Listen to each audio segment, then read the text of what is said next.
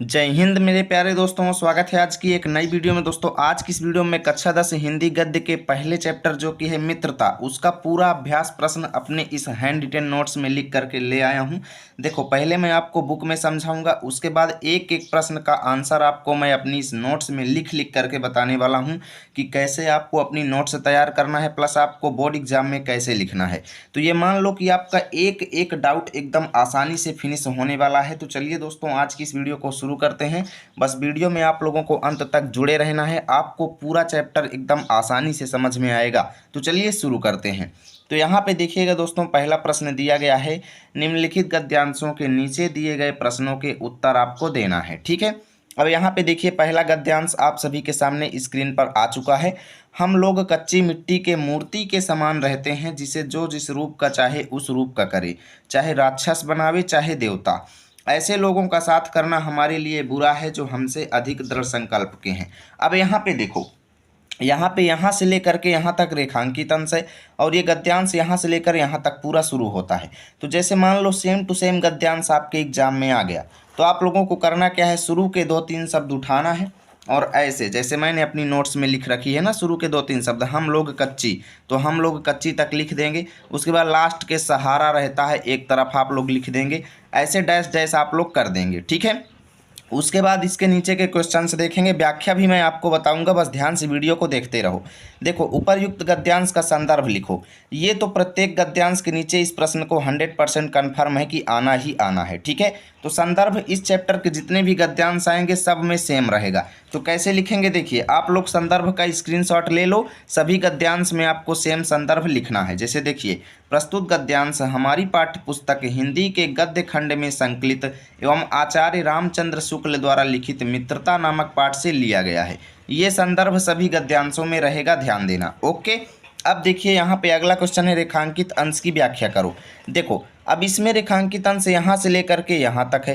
अब मान लो आपके एग्जाम में क्या करे, यहाँ से लेकर के यहाँ तक रेखांकित अंश दे दे और ऊपर वाले में ना दे, तो ऐसे में क्या होगा कि जो मैं यहाँ पे बताया हूँ वो आपके पेपर में नहीं फंसेगा। लेकिन मैं ऐसा करने वाला नहीं हूँ, मैं आपको पूरे गद्यांश की व्याख्या आपको बताऊँगा, ताकि एग्जाम में कहीं पर भी रेखांकित अंश दे दे तो आपकी सारी प्रॉब्लम दूर हो जाए। देखो अब यहाँ पे लेखक कहते हैं कि जब हम किशोरावस्था में होते हैं, जब हम बचपन की अवस्था में होते हैं, तो एक कच्ची मिट्टी की मूर्ति के समान रहते हैं। देखिए आप कुम्हार को जानते हैं, कुंभकार को जानते हैं, मूर्ति बनाने वाले को जानते हैं, जो मिट्टी की मूर्ति बनाता है। वो मिट्टी की मूर्ति जब वो बना रहा होता है, जब वो कच्ची होती है, तो उसको वो जिस रूप का चाहे उस रूप में ढाल सकता है। यानी उसी मिट्टी से चाहे तो वो राक्षस की मूर्ति बना सकता है और उसी मिट्टी से चाहे तो वो देवता की मूर्ति बना सकता है। यानी अगर उसी मिट्टी में वो अच्छे गुण डाल दे तो वो देवता की तरह लगने लगेगी, और उसी मिट्टी को अगर बेकार तरीके से बना दे तो वो राक्षस की तरह लगने लगेगी। यानी कि ऐसे ही बचपन में हम लोग होते हैं कि हमारे साथ संगत के लोग और इस समाज के लोग हमको जिस रूप का चाहें उस रूप में ढाल सकते हैं। यानी अगर वो चाहें तो हमारे अंदर अच्छे गुण उत्पन्न कर सकते हैं, जिससे हम एक देवता की तरह हो जाएंगे, और वो चाहें तो हमारे अंदर बुरे गुण उत्पन्न कर सकते हैं, जिससे एक हम राक्षस की तरह हो जाएंगे। ठीक है ना, यानी वो समाज के ऊपर डिपेंड करता है, क्योंकि उस स्थिति में हम कच्ची मिट्टी के बर्तन के समान रहते हैं, मूर्ति के समान रहते हैं। अब आगे लेखक कहते हैं कि हमें कैसी संगति करनी चाहिए उस किशोरावस्था में, उस बचपन की अवस्था में हमें कैसे दोस्त बनाने चाहिए, उस संबंध में यहाँ पे लेखक कहते हैं कि ऐसे लोगों का साथ करना हमारे लिए बुरा है जो हमसे अधिक दृढ़ संकल्प के हैं। यानी लेखक कहते हैं हमें ऐसे लोगों की संगति, ऐसे लोगों की दोस्ती बिल्कुल भी नहीं करनी चाहिए जो हमसे अधिक यानी हमसे बड़ा दृढ़ संकल्प यानी कठोर लक्ष्य लेते हैं, यानी जिनका लक्ष्य हमसे बड़ा होता है। क्योंकि जैसे देखो क्लास में कोई ऐसा बच्चा होगा जो सबसे ज़्यादा टॉपर होगा, और अगर आपको कुछ नहीं आता और आप किसी बहुत बड़े बच्चे की संगति कर लिए हैं, तो अगर वो कोई गलत बात भी आपको बताएगा तो आप लोग क्या करेंगे, मान लेंगे, क्योंकि आपको उसके ऊपर विश्वास रहेगा कि हाँ यार वो मुझसे बड़ा है, जो बताएगा अच्छी ही बात बताएगा। ठीक है ना, इसलिए लेखक कहते हैं ऐसे लोगों की संगति बिल्कुल भी मत करो जो बहुत बड़ा लक्ष्य लेकर के चलते हैं। ठीक है, क्योंकि हमें उनकी हर एक बात को बिना विरोध के मान लेना पड़ेगा, और ऐसे लोगों का साथ करना और बुरा है जो हमारी ही बात को ऊपर रखते हैं। यानी लेखक कहते हैं हमें ऐसे लोगों की संगति करना और बुरा है जो हमको ही ऊंचा मानते हैं। क्योंकि अगर कोई बच्चा आपको ही टॉपर मानता है और एग्जाम में आपको कोई क्वेश्चन नहीं आता है और आप उससे पूछेंगे तो आपको नहीं बताएगा, क्योंकि कहेगा कि भैया आप तो स्वयं टॉपर हो, आपको क्या बताना है ना। यानी ऐसी स्थिति में आपको आपके ऊपर ना तो कोई दबाव रहेगा, यानी ना तो हमारे ऊपर कोई दबाव रहता है, क्योंकि हम तो यही सोचेंगे कि यार सब लोग हमको ही क्लास का टॉपर मान रहे हैं, हमको ही सबसे ऊंचा मान रहे हैं, तो हमें कोई टेंशन ही नहीं रहेगी, है ना। यानी कोई दबाव नहीं रहेगा और ना हमारे लिए कोई सहारा रहेगा, ना तो वो दोस्त हमारे लिए कोई मदद कर पाएंगे जो हमको ऊंचा मानते हैं। ठीक है, ये हो गई पूरे गद्यांश की व्याख्या। टाइम लगेगा लेकिन दोस्तों देर से चीज़ें मिलेंगी, लेकिन बहुत दुरुस्त मिलेंगी हमारे चैनल पे, ये बात मैं आपको 100% बता रहा हूँ। तो अब देखिए यहाँ से लेकर के यहाँ तक की व्याख्या लिखेंगे कैसे, क्योंकि इस क्वेश्चन में तो यहाँ से यहाँ तक की ही व्याख्या पूछा गया है, बाकी पूरे का पूछेगा तो आप एग्जाम में पूरे की व्याख्या लिखेंगे। देखो हेडिंग डालना है रेखांकित अंश की व्याख्या, उसके बाद लिखेंगे लेखक कहते हैं कि जब हम समाज में प्रवेश करते हैं तो हम कच्ची मिट्टी से बनी मूर्ति के जैसे अपरिपक्व रहते हैं, यानी जब वो मिट्टी पकी नहीं रहती तो उसको अपरिपक्व बोलते हैं। ठीक है, जैसे कच्ची मिट्टी से बनी मूर्ति को मूर्तिकार जिस रूप में बनाना चाहे बना सकता है, अर्थात वह उस मिट्टी से देवता की मूर्ति भी बना सकता है और राक्षस की भी। उसी प्रकार किशोरावस्था में ये समाज हमें जिस रूप का चाहे उस रूप का बना सकता है। आगे लेखक कहते हैं कि हमें ऐसे लोगों का साथ नहीं करना चाहिए जिनका लक्ष्य हमसे बड़ा है, क्योंकि उस स्थिति में हमें उसकी हर एक बात को बिना किसी विरोध के मान लेनी पड़ती है। ओके, ये हो गया यहाँ से यहाँ तक का व्याख्या। अब देखिए हमें किन लोगों का साथ नहीं करना चाहिए, तीसरा प्रश्न है, तो अब इसका आंसर आप लोग तीसरा नंबर डाल के यहाँ पे लिखेंगे, हमें ऐसे लोगों की संगति नहीं करनी चाहिए जो हमसे अधिक दृढ़ संकल्प के हैं, तथा ऐसे लोगों का साथ भी नहीं करना चाहिए जो हमें ही उच्च संकल्प वाला मानते हैं। सिंपल। ओके, बस इतना आप लोगों को बताना है। चलिए पेज पलटते हैं और नेक्स्ट पेज पे चलते हैं। तो मेरे प्यारे दोस्तों हम आ चुके हैं गद्यांश नंबर खा पे। ठीक है, उम्मीद करता हूँ का गद्यांश आपको अच्छे से समझ में आया होगा। देखिए वीडियो को लाइक शेयर करते जाना, क्योंकि आपका लाइक शेयर ही हमें उत्साहित करता है वीडियोस बनाने के लिए। अब देखते हैं यहाँ पे विश्वास पात्र मित्र से बड़ी भारी रक्षा रहती है, ये यहाँ से शुरू होता है और पुरुष को करना चाहिए तक जाता है। ठीक है, अब देखिए आप लोगों को कॉपी में सबसे पहले इतना ही लिख लेना है, एक तरफ विश्वास पात्र मित्र, दूसरी तरफ करना चाहिए। अब देखिए कॉपी कम चौड़ी है इसलिए हम दो दो शब्द ही लिख रहे हैं। आपके बोर्ड एग्जाम की कॉपी काफ़ी ज़्यादा चाकल होती है यानी चौड़ी होती है, तो वहाँ पे आपको तीन तीन शब्द लिख लेना है। ठीक है, ज़्यादा अच्छा रहेगा। उसके बाद देखिए अब यहाँ पे आपके यहाँ पे नीचे प्रश्न दिए गए हैं, गद्यांश का संदर्भ लिखिए। तो मैं पहले ही बताया हूँ संदर्भ पहले के जैसा लिखना है, यानी जैसा इसमें है सेम आपको इसमें भी लिख लेना है। यानी यहाँ पे मैं जो पूर्वत लिखा हुआ हूँ आप लोग यहाँ पे वही चीज़ फिर से लिख लेना, मैं बार बार नहीं लिखूंगा टाइम वेस्टिंग के लिए। ठीक है, अब देखते हैं यहाँ पे रेखांकित अंश की व्याख्या। अब देखो भाई यहाँ पे दो दो रेखांकित अंश दे दिया, एक तो यहाँ से लेकर के यहाँ तक और दूसरा यहाँ से लेकर के यहाँ तक। तो अभी हम आपको बताएंगे कैसे लिखना है। पहले हम पूरे गद्यांश की आपको व्याख्या बता देते हैं। अब यहाँ पे देखिए लेखक कहते हैं कि विश्वास पात्र मित्र से बड़ी भारी रक्षा रहती है, यानी जो ऐसा मित्र जो जिस पर हम विश्वास कर सकें, यानी विश्वास करने योग्य मित्र। विश्वास पात्र का मतलब क्या है, विश्वास करने योग्य, यानी विश्वास करने योग्य मित्र से हमारी बड़ी रक्षा रहती है, यानी वो एक हमारे लिए प्रोटेक्शन की तरह काम करता है, सुरक्षा की तरह काम करता है, सिक्योरिटी की तरह काम करता है।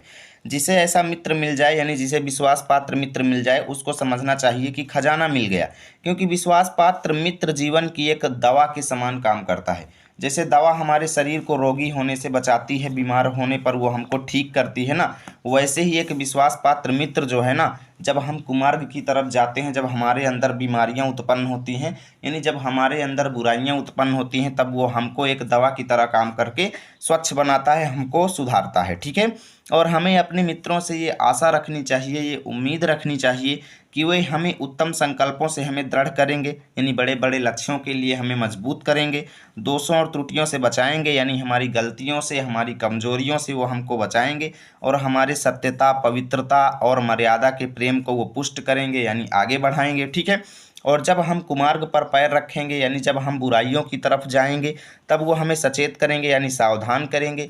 जब हम हतोत्साहित होंगे, यानी जब हम निराश होंगे, हतोत्साहित मतलब बिना उत्साह के, यानी यार ये समझ लो कि किसी डिमोटिवेट होना। ठीक है ना, हतोत्साहित का मतलब क्या है, डिमोटिवेट, यानी जब हम डिमोटिवेट होंगे या कह लो जब हम निराश होंगे, तब वो हमें उत्साहित करेंगे, हमारे अंदर जोश उत्पन्न करेंगे, साहस उत्पन्न करेंगे। सारांश यह है कि वो हमें उत्तमता पूर्वक यानी अच्छे तरीके से जीवन निर्वाह करने में हर प्रकार से सहायता देंगे। ठीक है ना। अब यहाँ पे लेखक कहते हैं कि सच्ची मित्रता में उत्तम से उत्तम वैद्य की सी निपुणता और परख होती है, यानी लेखक कहते हैं कि सच्ची दोस्ती में एक अच्छे से अच्छे, उत्तम से उत्तम मतलब अच्छे से अच्छे वैद्य की सी, अर्थात डॉक्टर के समान, वैद्य माने डॉक्टर, यानी सच्ची मित्रता में अच्छे से अच्छे डॉक्टर के जैसे निपुणता होती है, यानी योग्यता होती है और जांच परख होती है। क्योंकि सच्ची मित्रता ऐसे ही नहीं मिल जाती दोस्तों, सच्ची मित्रता में बहुत ज़्यादा हमें जांच परख करनी पड़ती है। क्योंकि सच्ची मित्रता जो होती है उसके कुछ अलग ही रूल होते हैं, है ना। अच्छी से अच्छी माता का सा धैर्य होती है, यानी सच्ची मित्रता हमें धैर्यपूर्वक करना चाहिए, ठीक है।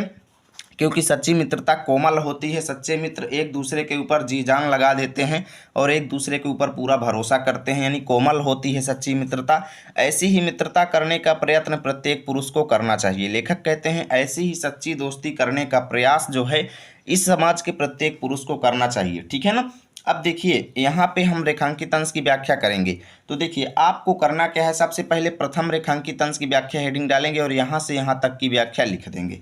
चलो मैं बताता हूँ। देखिए प्रथम रेखांकित अंश की व्याख्या हेडिंग डालेंगे और लिखेंगे, लेखक कहते हैं कि विश्वास करने योग्य मित्र हमारे जीवन में एक महत्वपूर्ण दवा की तरह कार्य करता है। अर्थात जिस प्रकार दवा हमारे बुरे समय में हमारा साथ देती है, वैसे ही एक विश्वास पात्र मित्र हमारी हर परिस्थिति में हमारा साथ देता है। ओके, अब देखिए यहाँ पे द्वितीय रेखांकित अंश की व्याख्या डाल के यहाँ से यहाँ तक की व्याख्या डाल देंगे। जैसे देखिए लिख दिए द्वितीय रेखांकित अंश की व्याख्या। उसके बाद लिखेंगे, लेखक कहते हैं कि सच्ची दोस्ती में एक योग्य डॉक्टर की तरह कुशलता और जांच परख होती है। अर्थात जैसे एक चिकित्सक किसी व्यक्ति की शारीरिक बीमारी को दूर करने में निपुण होता है, वैसे ही एक सच्चा दोस्त होना चाहिए। उसके बाद लिखेंगे दोस्तों आगे, लेखक कहते हैं कि सच्ची मित्रता में एक अच्छी माता के समान धैर्य और कोमलता होती है। अर्थात जिस प्रकार हमारी माता हमारी कमियों को महसूस कर लेती है, वैसे ही एक सच्चा दोस्त होना चाहिए। लेखक कहते हैं कि ऐसे ही मित्रता करने का प्रयत्न सभी पुरुषों को करना चाहिए। बहुत अच्छी बात रामचंद्र शुक्ल जी कहते हैं यहाँ पे। अब देखिए हमें अपने मित्रों से क्या आशा करनी चाहिए। हम यहाँ पे तीसरे प्रश्न में 3 प्रश्न दिए गए हैं, जिसमें से किसी एक प्रश्न को करना है, ठीक है ना दोस्तों। गर्मी बहुत ज़्यादा है और वीडियो रिकॉर्ड करते समय समझ लो बहुत ज़्यादा पसीना बह रहा है दोस्तों, पर क्या करें, मेहनत करना है। देखिए हमें अपने मित्रों से क्या आशा करनी चाहिए। 3 प्रश्न में से हम तीनों का बताएंगे, आपके एग्जाम में केवल एक ही आपको लिखना है। हमें अपने मित्रों से यह आशा रखनी चाहिए कि वे उत्तम संकल्पों से हमें दृढ़ करेंगे, दोषों और त्रुटियों से हमें बचाएंगे, जब हम कुमार्ग पर पैर रखेंगे तब वो हमें सचेत करेंगे, ठीक है। अब ये वाला नहीं आता, दूसरा आ जाता है, लेखक ने सच्ची मित्रता की तुलना किससे की है, या फिर इसकी जगह पे ये आ जाए कि विश्वास पात्र मित्र की तुलना किससे की है। तो दोनों ही नीचे वाले दोनों ही क्वेश्चन सेम हैं, तो दोनों में आपको सेम आंसर लिखना है। ये वाला, लेखक ने सच्ची मित्रता की तुलना एक कुशल वैद्य और माता के साथ किया है, ठीक है। यानी दोनों ही क्वेश्चन सेम है, तो 2 आंसर नहीं लिखेंगे, एक ही आंसर लिख देंगे। चलो अब देखते हैं दोस्तों आपका ग नंबर गद्यांश, ठीक है। ग नंबर गद्यांश देखते हैं और इसको भी फिनिश करते हैं। अब यहाँ पे देखिएगा दोस्तों, मित्र केवल उसे नहीं कहते, यहाँ से शुरू हुआ और कहाँ तक जाता है, मित्रता रही है तक। तो अब आप लोगों को करना क्या है, एक तरफ लिखेंगे मित्र केवल, दूसरी तरफ रही है, डैश डैश कर देंगे, ठीक है। संदर्भ आपका पहले की भांति रहेगा, यानी जैसा पहले वाले में लिखे हो सेम वैसा सब में लिखना है। अब देखिए यहाँ पे दूसरा प्रश्न है, गद्यांश के रेखांकित अंश की व्याख्या कीजिए। तो पहले हम पूरे गद्यांश की आपको व्याख्या बताते हैं, फिर रेखांकित अंश की व्याख्या लिखना बताएंगे, ठीक है ना। देखो यहाँ पे लेखक कहते हैं कि दोस्त हम केवल उसको नहीं कहेंगे, मित्र केवल उसे नहीं कहते जिसके गुणों की तो हम प्रशंसा करें, मित्र केवल उसे नहीं कहते जिसके गुणों की तो हम प्रशंसा करें, पर जिससे हम स्नेह न कर सकें, यानी जिससे हम प्रेम न कर सके, भीतर ही भीतर जलते रहें, ऐसे दोस्त को दोस्त नहीं कहा जाता। लेखक कहते हैं क्योंकि ऐसे दोस्त अक्सर होते हैं, ठीक है ना। मित्र केवल उसे नहीं कहते जिसके गुणों की तो हम प्रशंसा करें, पर जिससे स्नेह ना कर सके, जिससे हम प्रेम ना कर सकें, जिससे अपने छोटे छोटे काम तो हम निकालते जाएं, यानी जब हमें गरज पड़े, जब हमें ज़रूरत पड़े तो उससे हम मदद ले लें, पर भीतर ही भीतर घृणा करते रहें, ग्लानि करते रहें, जलते रहें, ठीक है। अब आगे लेखक कहते हैं मित्र कैसे होने चाहिए। लेखक कहते हैं मित्र आखिर होने कैसे चाहिए। मित्र सच्चे पथ प्रदर्शक माने राह दिखाने वाले के समान होना चाहिए। मित्र सच्चे पथ प्रदर्शक अर्थात राह दिखाने वाले के समान होना चाहिए, जिस पर हम पूरा विश्वास कर सकें, ठीक है ना। भाई के समान होना चाहिए। एक मित्र जो है, सच्चा मित्र जो है, भाई के समान होना चाहिए, जिसे हम अपना प्रीति पात्र अर्थात प्रेम पात्र बना सकें, यानी जिससे हम अपार प्रेम कर सकें। आगे लेखक कहते हैं कि हमारे और हमारे मित्र के बीच सच्ची सहानुभूति होनी चाहिए, यानी हमारे और हमारे दोस्त के बीच सच्चा प्रेम होना चाहिए, ठीक है, सच्ची सौहार्दता होनी चाहिए। आगे लेखक कहते हैं ऐसी सहानुभूति, ऐसा प्रेम जिससे एक के हानि लाभ को दूसरा अपना हानि लाभ समझे। यानी अगर हमारे दोस्त का नुकसान हो तो हम उसे अपना नुकसान समझें, और हमारा नुकसान हो तो हमारा दोस्त उसे अपना नुकसान समझे, ठीक है ना। यानी एक दूसरे के लाभ हानि को, एक दूसरे के प्रॉफिट लॉस को हम अपना प्रॉफिट लॉस समझे, ठीक है ना। मित्रता के लिए यह आवश्यक नहीं है कि दो मित्र एक ही प्रकार के कार्य करते हों या एक ही रुचि के हों। लेखक कहते हैं कि अगर आप दोस्त बनाते हैं तो जरूरी नहीं है कि आपका दोस्त भी आपके जैसा ही काम करता हो, एक ही प्रकार का काम करता हो। अगर आप पढ़ाई करते हैं तो जरूरी नहीं कि आपका दोस्त भी पढ़ाई करता हो, ये भी हो सकता है कि आपका दोस्त चरवाहा हो, भैंस चराता हो, क्योंकि दोस्ती तो किसी के भी बीच में हो सकती है ना। या एक ही रुचि के हों, एक ही इंटरेस्ट के हों, ये भी ज़रूरी नहीं है। आपको खाना पीना अच्छा लगता है, आपको ये खाना अच्छा लगता है, ज़रूरी नहीं कि आपके दोस्त को भी वही खाना अच्छा लगता हो। आपके दोस्त की दूसरी इंटरेस्ट हो सकती है। यानी कि दो मित्र एक ही प्रकार का काम करते हों, एक ही इंटरेस्ट के हों, ये ज़रूरी नहीं है। किसी भी प्रकार की चीज़ों में मित्रता हो जाती है। इसी प्रकार प्रकृति और आचरण की समानता भी आवश्यक या वांछनीय नहीं है। यानी लेखक कहते हैं कि आपके और आपके मित्र का नेचर जो है, प्रकृति माने नेचर यानी स्वभाव, आपके और आपके मित्र का स्वभाव और आचरण भी समान हो, ये बात भी वांछनीय नहीं है, यानी जरूरी नहीं है। ये बात भी जरूरी नहीं है कि आपका स्वभाव मीठा है, आप मृदुभाषी हैं, मीठी बाड़ी बोलते हैं, सबसे अपार स्नेह करते हैं, अच्छे से बोलते हैं, तो ज़रूरी नहीं कि आपका दोस्त भी वैसे ही बोलता हो। वो आपके ऊपर है कि आप कैसा दोस्त बनाते हैं, कैसे नेचर वाले को दोस्त बनाते हैं, ठीक है ना। यानी दो लोग जो मित्रता करते हैं, ज़रूरी नहीं कि उनका आचरण और उनका स्वभाव एक जैसा ही हो, ठीक है ना। दो अलग अलग प्रकृति यानी दो अलग अलग स्वभाव के मनुष्यों में भी बराबर प्रेम और मित्रता रही है, सदियों से रही है और आज भी रहती है, ठीक है ना। ज़रूरी नहीं कि अलग अलग प्रकृति के लोगों में मित्रता नहीं होगी। क्यों नहीं होगी, ज़रूर होगी।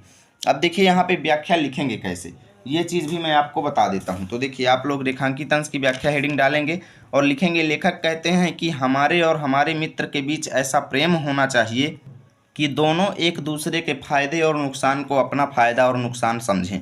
लेखक कहते हैं कि यह जरूरी नहीं कि एक ही रुचि के लोगों में मित्रता हो सकती है, अर्थात अलग अलग व्यवहार और आचरण के लोगों में भी मित्रता हो सकती है। मित्रता के लिए व्यवहार और आचरण एक जैसा होना आवश्यक नहीं है। अब यहाँ पे भी देखेंगे, तीसरा में 3 प्रश्न दिए गए हैं, तो वैसे आपके एग्जाम में भी दे सकते हैं। तो ए बी सी करके तीनों के आंसर यहाँ पे लिखना है, 3 में से किसी एक का नहीं लिखना है, यहाँ पे तीनों लिखना है। मित्र किसे कहते हैं, ठीक है ना। तो यहाँ पे आपको गद्यांश में ही ढूंढेंगे, ये सब मिल जाएगा, गद्यांश से ही ढूंढ करके लिखा गया है। मित्र उसे कहते हैं जो सच्चा पथ प्रदर्शक हो, भाई के समान हो, जिसे हम अपना प्रीति पात्र बना सकें। ओके, अगला है, हमारे और हमारी मित्र के बीच कैसी सहानुभूति होनी चाहिए। तो लिखेंगे, हमारे और हमारे मित्र के बीच ऐसी सहानुभूति होनी चाहिए जिससे एक के हानि लाभ को दूसरा अपना हानि लाभ समझे, ठीक है।